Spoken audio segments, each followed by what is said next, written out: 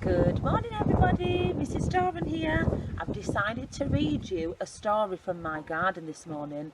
I've chosen a very windy day, so I hope you can hear us.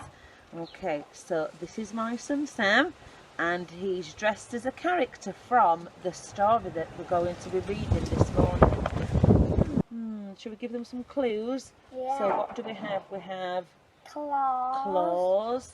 What else? We have horns. I think we need to turn you around because there's some big clues here. We have wings, and you might need to climb on the chair for this next clue. Are you ready? And a big, long tail. A gigantic tail. The story today has a dragon in. Can you have a think? Do you know any dragon stories? Zog. You've told them. You were meant to give them a chance to think. Right, here we go. So, you're right. It's the story of Zog. Okay. Are we ready, dragon?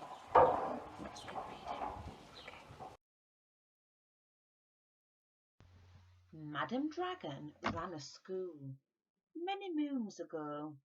She taught young dragons all the things that dragons need to know. Zog, the biggest dragon, was the keenest one by far. He tried his hardest every day to win a golden star. All the dragons in year 1 were learning how to fly. "Hi!" said Madam Dragon, "way up in the sky. Now that you've been shown, you can practice on your own. And you'll all be expert flyers by the time you're fully grown."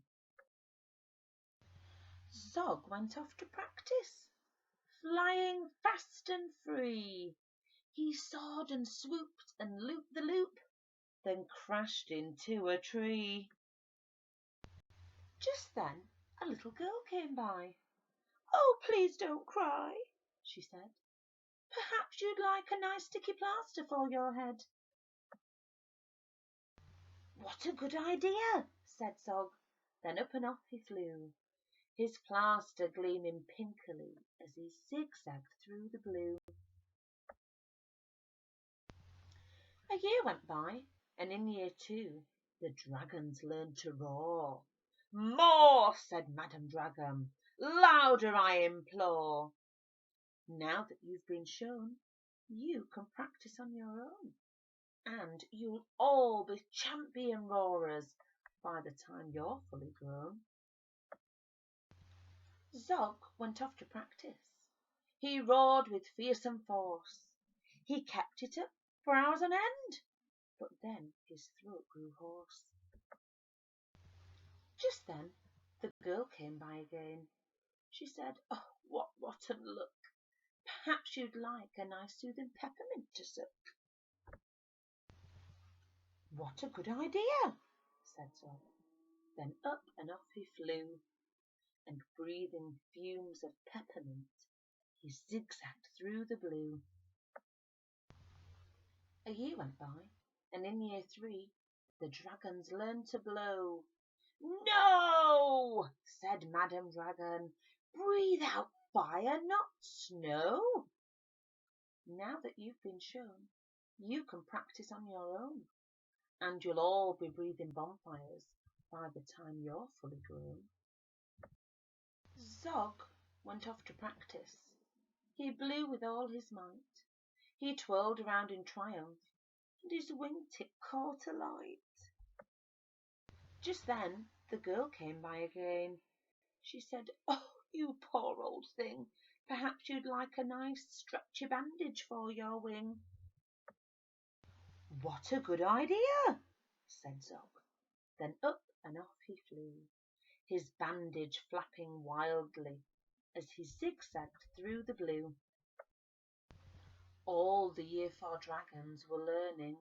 Can you guess?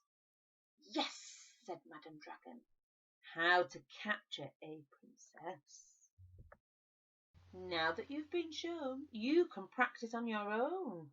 You'll need to capture hundreds by the time you're fully grown. Zog went off to practice. He tried and tried and tried, but he simply couldn't manage. Oh, I'm no good at this, he cried. I'll never win a golden star. Just then he saw the girl. Perhaps, she said, you'd like to capture me? I'm Princess Pearl. Oh, what a good idea, said Zog. Then up and off they flew, the princess gripping tightly as they zigzagged through the blue.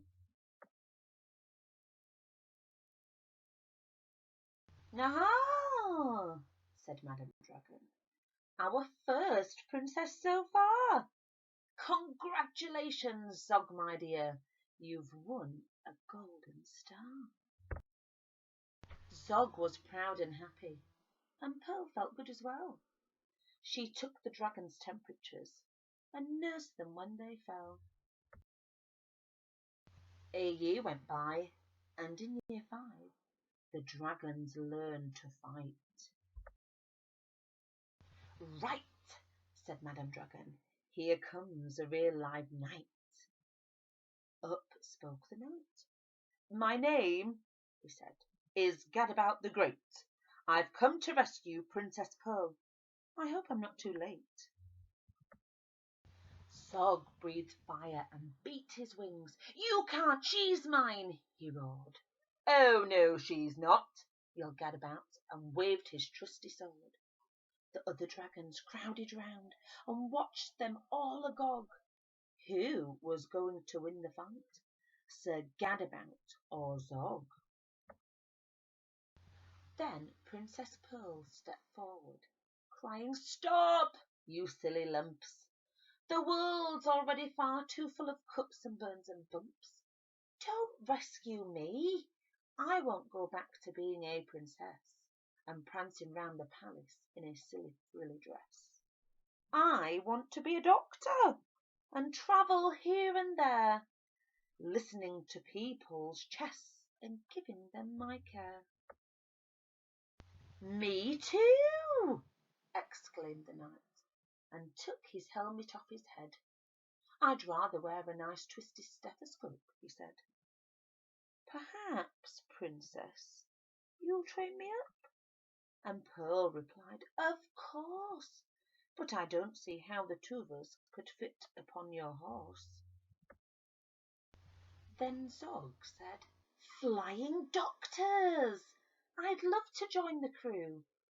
If you let me be your ambulance, then I can carry you." "Bravo!" said Madame Dragon. "An excellent career." And all the year 5 dragons gave a loud, resounding cheer. Then Madame Dragon told the horse, "I really hope you'll stay. I'll let you be my pupil's pet and feed you lots of hay." "What a good idea," said Zog. Then up and off he flew, the flying doctors waving as they zigzagged through the blue. Thank you for listening, everybody. We hope you liked our story today. I'm going to play with. Off you go then, bye, dragon. Bye, everybody.